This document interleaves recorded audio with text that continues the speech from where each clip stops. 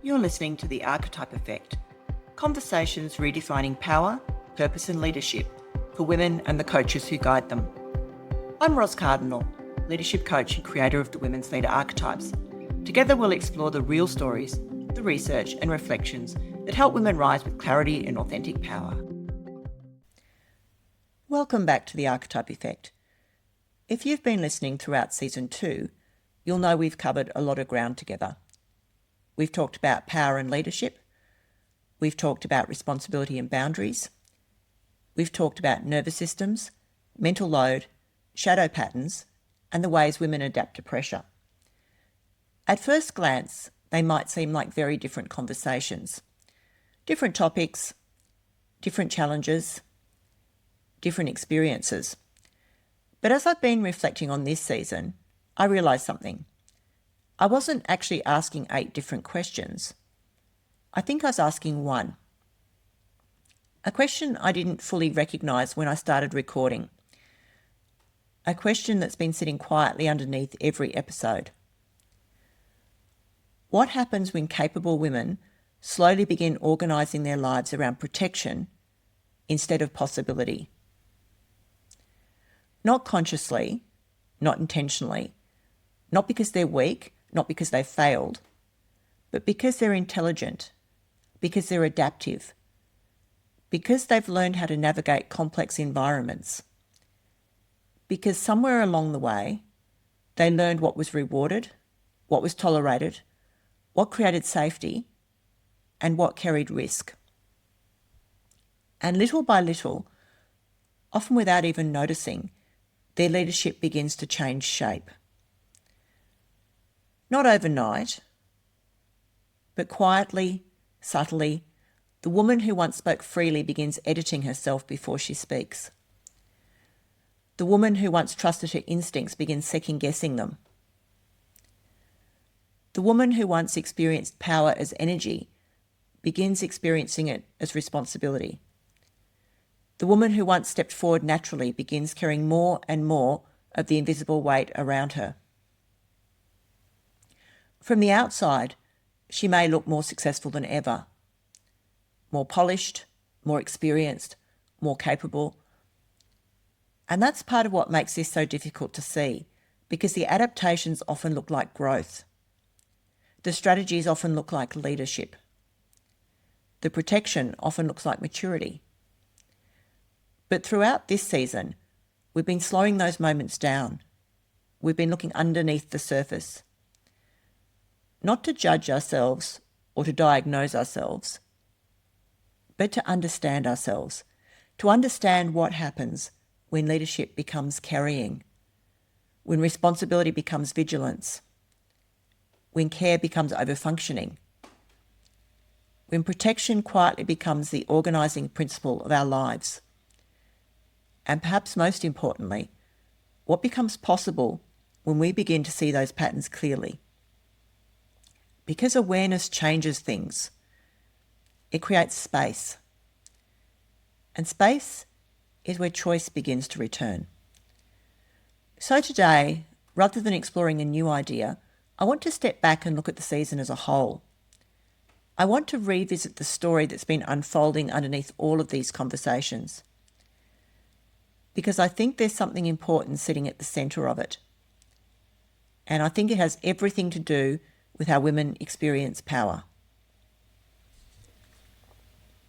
One of the strongest themes I noticed throughout this season is that power doesn't disappear all at once. Most women don't wake up one morning feeling powerless. They don't suddenly lose confidence. They don't suddenly lose their capability. If anything, many women become more capable over time, more experienced, more skilled, more knowledgeable, and more respected. And yet something begins to feel different. Not externally, but internally. When we began this season, we explored the idea that many women become more managed than free. Not less effective, but more managed. They start tracking themselves more carefully. They're monitoring their impact more closely. Thinking not only about what they want to say, but how it will be received. Not only about what they think, but whether this is the right moment to say it. Not only about what needs to happen, but how everyone else in the room might respond. At first, this seems sensible, and in many environments it is sensible. But something interesting starts happening. A little bit more filtering, a little bit more editing, a little more self-monitoring, and eventually a woman can find herself leading and managing her leadership at the same time. She's no longer simply participating in the conversation. Part of her is observing herself inside it. Then we explored something else, the role of the nervous system, because one of the most important insights from this season is that we don't always experience protection as fear. Often we experience it as clarity, as instinct, as good judgment, as certainty. Something happens, a conversation shifts, a situation becomes uncertain, the stakes feel higher, and suddenly one response feels obvious. Move, fix, act, step in, solve. Not because we've carefully evaluated every option, but because our nervous system has quietly narrowed the field, and what feels available becomes what feels true. The challenge is that when protection feels like instinct, we rarely question it. We simply follow it. Over time, these adaptations begin shaping our experience of power itself. Power stops feeling like expansion. It stops feeling like possibility. It stops feeling like capacity. And instead it starts feeling heavier. Not because we're less capable, but because we're carrying more. More responsibility, consequences, more awareness, more emotional labour, invisible expectations. And I think this is where many women become unfairly critical of themselves. Because when power starts feeling heavy, we often assume something must be wrong with us. Maybe I'm not coping as well as I should. Maybe I'm not resilient enough. Maybe everyone else is handling this better than I am. But what if the issue isn't that you're failing? What if the issue is that you've slowly accumulated more than any one nervous system was ever designed to carry alone? Because that was one of the questions that kept emerging throughout this season. Not why women struggle with power, but why power so often stops feeling like something we inhabit and starts feeling like something we carry. And that shift changes everything. And when power starts feeling heavy, something else often begins to happen. Responsibility stops feeling like something we do and starts feeling like something we have to carry. This was another thread that appeared again and again throughout the season. Not just responsibility in the formal sense, job descriptions, reporting lines and tasks, but the invisible responsibilities, the ones nobody writes down and they don't get formally assigned, the ones that somehow find their way to the most capable person in the room. The responsibility for emotional tone, the responsibility for keeping things moving, the responsibility for noticing what everybody else has missed, the responsibility for anticipating problems before they happen, the responsibility for smoothing conflict, the responsibility for holding people together. And because many women are exceptionally good at these things, they often become the people who carry them. Not because anyone asked them to, but because they can. And at first, this feels meaningful. It feels like leadership. It feels like contribution. It feels like care. And often it is. But over time, something subtle begins to shift. Responsibility stops feeling chosen and it starts feeling assumed.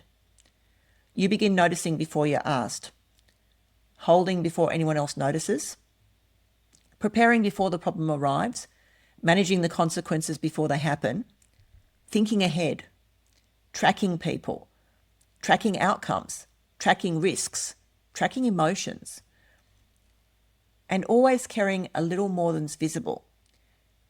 And because much of this work happens internally, nobody really sees it. From the outside, you look capable, you look composed, you look highly functional, sometimes more successful than ever, but internally your experience has shifted. Your body never quite gets the signal that it's finished. The conversation ends, but part of you is still carrying it. The meeting finishes, but part of you is still reviewing it. The project moves forward, but part of you is still monitoring it. The day ends, but part of you is still holding responsibility for tomorrow. And eventually many women begin saying things like, I can't switch off. My mind never stops. I just feel like I'm always on. But what if the issue isn't that you're thinking too much?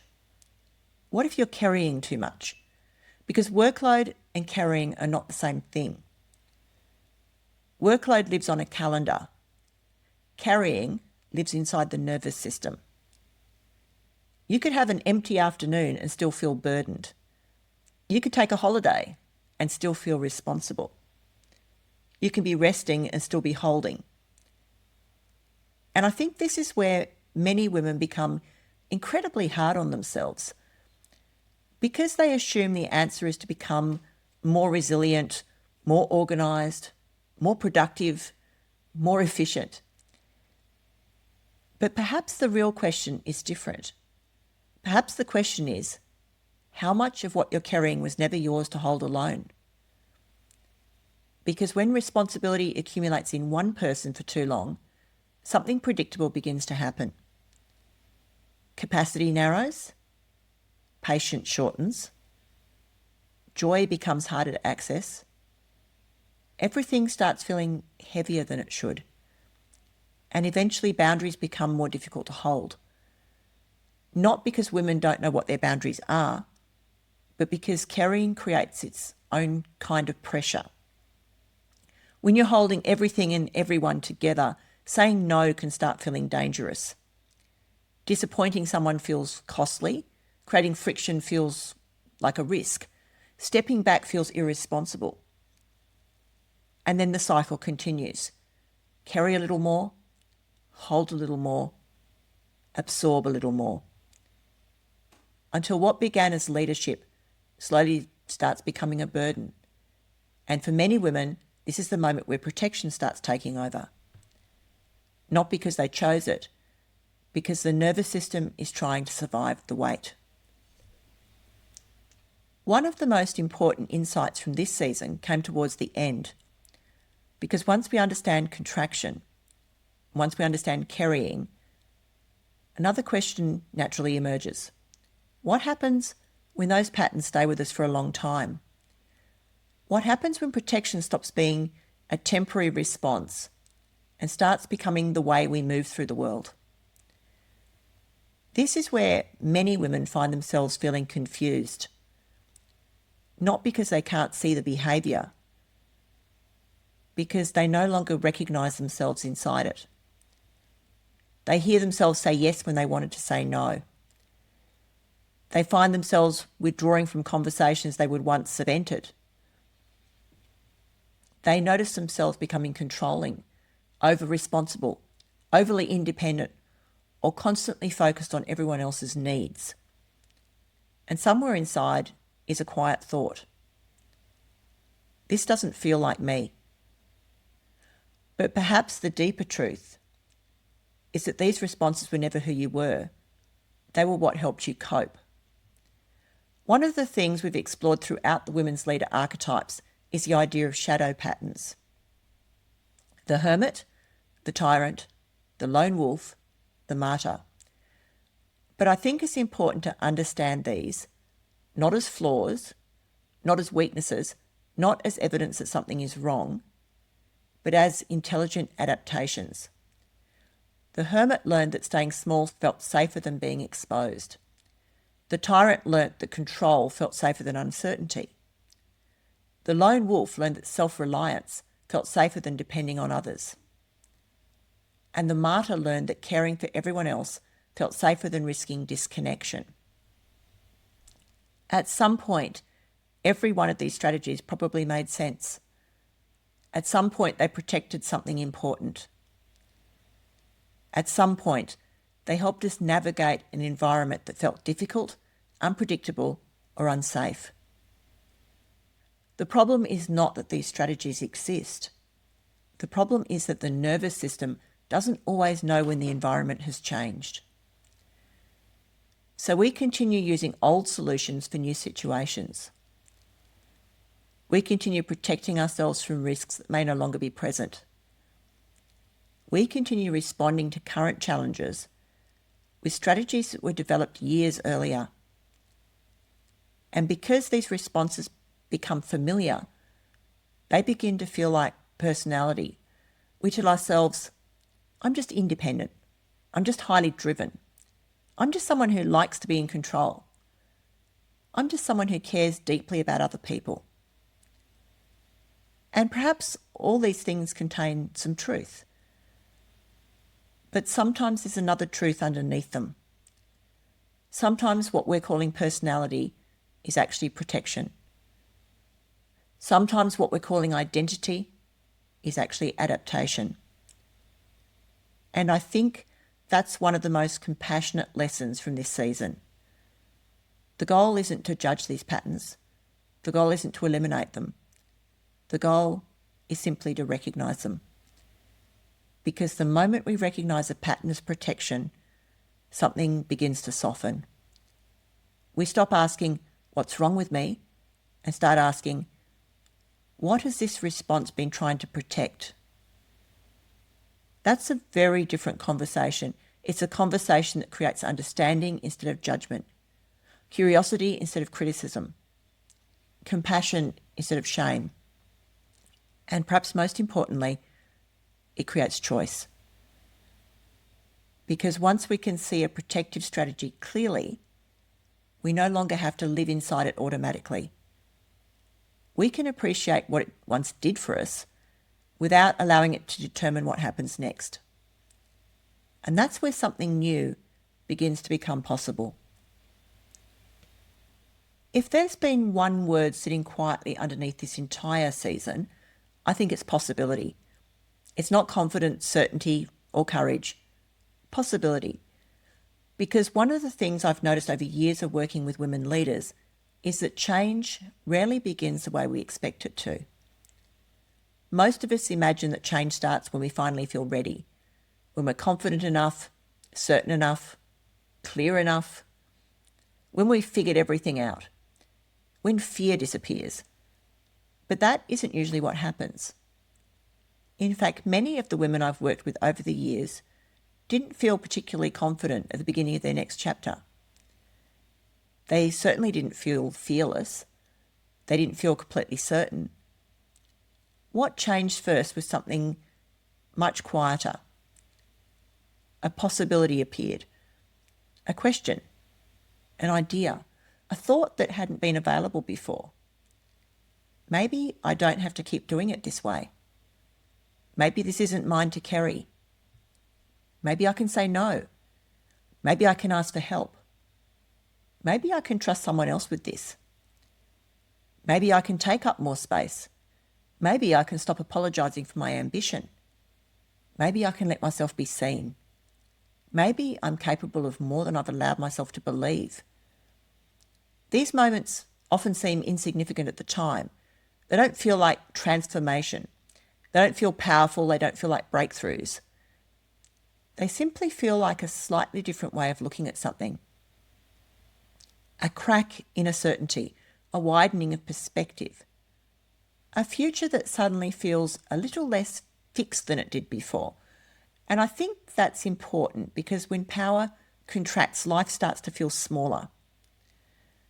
The same explanations, the same assumptions, the same reasons why something won't work, the same stories about who we are and what's possible for us. Protection narrows the field. Possibility widens it. Protection asks, how do I stay safe? Possibility asks, what else might be true? Protection asks, what could go wrong? Possibility asks, what could become possible? Protection asks, how do I avoid discomfort? Possibility asks, What future am I moving towards? And the reason I've wanted to end this season here is because recognition was never meant to be the destination. Awareness matters, understanding matters, naming the pattern matters. But the purpose of awareness is not simply to understand ourselves more clearly. It's to create choice, to create movement, to create alternatives, to remind us that the future is not already decided, that the strategies which helped us survive do not have to define how we lead, that the ways we've adapted do not have to become permanent, that the stories we've been carrying are not the only stories available. And perhaps that's the real invitation sitting underneath this entire season. Not to become someone different, not to fix yourself, not to force yourself into confidence, but simply to become curious about what else might be possible. Because once possibility enters the room, power begins moving again. Not perfectly, but enough. Enough to have a different conversation. Enough to set a different boundary. Enough to take a different step. Enough to imagine a different future. And often that's where everything begins. As we come to the end of this season, there's one final thing I'd like to leave you with. Awareness is powerful. Recognition is powerful. Understanding ourselves more deeply is powerful. But eventually, understanding leads to another question. What do I do now? What do I do with what I've seen? What do I do with these patterns? What do I do with this awareness? How do I stop carrying what was never mine to carry? How do I hold better boundaries? How do I navigate difficult conversations? How do I speak up when it matters? How do I stop shrinking myself? How do I work with my nervous system instead of against it? How do I lead with influence instead of overfunctioning? How do I reclaim my power without becoming someone I'm not? And that's where we're heading next. The first 2 seasons of the Archetype Effect have been intentionally reflective. Season 1 explored the women's leader archetypes and the different ways women experience power. Season 2 explored what happens when that power contracts, how we adapt, how we protect ourselves, how responsibility becomes carrying, how protective strategies can quietly become our identity. But Season 3 will be different. We'll still explore the deeper patterns that shape women's leadership.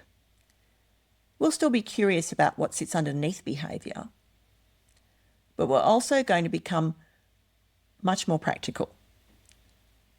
We're going to start answering the question. So what do I do about it? We'll explore influence, visibility, power and politics, boundaries, difficult conversations, self-advocacy, decision-making, navigating resistance, building confidence, and how to lead effectively in environments that don't always make leadership easy for women. Not as abstract concepts, but as practical leadership challenges. The kinds of challenges women face every day. Because understanding a pattern is important, but eventually we need to know how to work with it, how to respond differently, how to make different choices, how to build a different experience of leadership. So if you've been listening throughout this season, thank you. Thank you for your curiosity. Thank you for your willingness to reflect. Thank you for allowing me to be part of the conversation with you. And until we meet again, I'd like to leave you with one final question. Where in your life have you become organised around protection? And what might be possible if you started organising around possibility instead? Thank you for listening to Season 2 of The Archetype Effect. I'll see you in Season 3. Thanks for joining me on The Archetype Effect. If this episode sparked an insight, share it with a woman who leads, or leave a review so more women can find these conversations. Until next time, lead with purpose and power that feels like you.